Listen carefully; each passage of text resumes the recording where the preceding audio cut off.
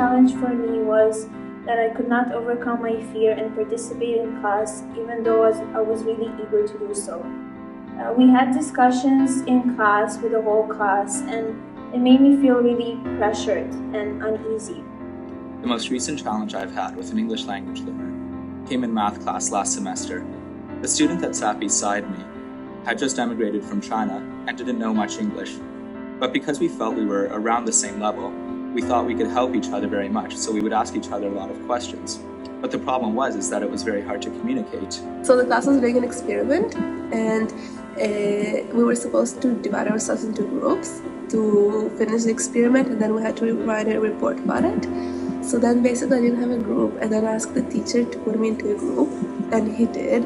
But like the group, I could see that the group didn't really want me to be in their group, because they felt like I'm not gonna contribute and I'm gonna do everything bad. And even though like I did the same experiment in my old country, so I knew all the results and I could actually really help them, but they didn't want me to do anything. So then in the end, all they gave me to do is just like the final drawing of the product, and it felt kind of like bad, and I felt like they're much better than me because all I had to do, all they gave me to do is just to draw it, and I really knew how to do it. It made me feel really lonely and shy, and it made me feel even worse about myself. When I first came to Canada and I started school, it was very hard for me in the classroom because I did not know any English. Therefore, I felt really isolated. For months, I did not talk to anyone, and that made me feel as if I did not exist at all. Last year, I was in grade 11, and I took a grade 12 drama course. And I was put into a group to create a script, and there were 2 ELL students and 1 that was Canadian born, and those 2 girls, this was a group effort, so we were supposed to create this together, and the 2 girls would kind of take charge, and when we would try to give our ideas, they wouldn't listen to us, and they would speak in a different language as if they were talking down to us, and we didn't understand what they were saying. I came to Canada from Israel in the summer of 2006, and at the beginning one of my first challenges was that I attended only ESL classes with only ESL students, and I didn't mix with the native speakers. And then when I started to mix with the native speakers and combine the classes, my confidence and my marks dropped down, and the main reason was the English, because I didn't have the confidence to participate or ask questions when I didn't understand. So when I was younger, I always was very shy, and then I wouldn't be able to interact with other people that easily. It would also become a lot harder with English language learners because I didn't feel connected with them in any way. Whenever my teacher would ask me to go and be in a group with an English language learner, I was always a little bit reluctant. It would also become a lot harder because whenever I would try to talk to them, I would always feel like we were not understanding each other, even though we were speaking the same language. And then I would just get more frustrated whenever they would try to ask for help and then they didn't specify. In the classroom, we'd be put into groups by our teachers, and sometimes the English language learners would group together and start talking in their native tongue. I realized that it's just easier for them to communicate that way, but I can't help but feel a little bit left out and not knowing what to do, because the only thing I have to understand is their body language, which may not always be interpreted correctly. So it makes the situation awkward and no work gets done.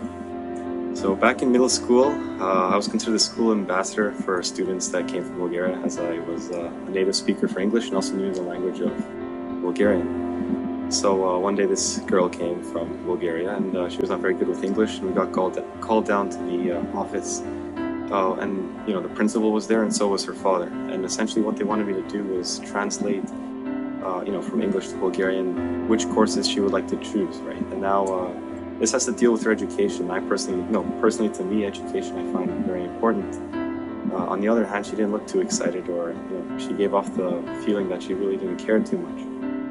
So the principal told me what to translate, and I tried translating, but I don't really use those words at home, so I didn't exactly know how to translate them.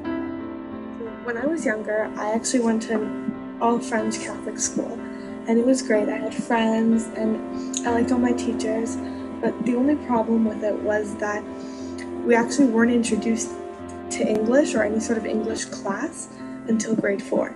The major problem I faced in the classroom was the fear to speak up. Because I was really afraid to make some mistakes so that other people will laugh at me or comment on that.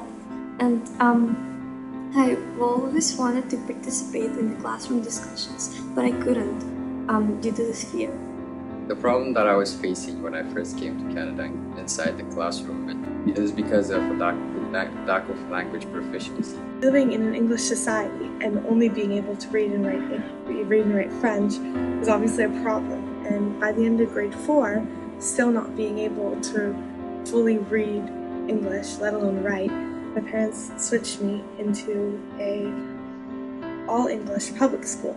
And that was a complete shock for me. I was introduced to different religions, different peoples, different ethnic backgrounds, and it was so new and so it was such a change. It was shocking, and I had a really hard time adapting. And so I've been living in Canada my whole life, and I couldn't imagine someone coming from a different country having to adapt to everything, the food, the language, just the people in general. I just realized that I need to put my hand up and speak up for once. And then I just walked up to the desk and even though I didn't understand any English, I couldn't express myself. I just wrote everything on the board. And then at this moment, every single student started applauding me because they finally understood that I knew something, but I really felt isolated and really felt lonely, and I was really afraid to speak up and make mistakes.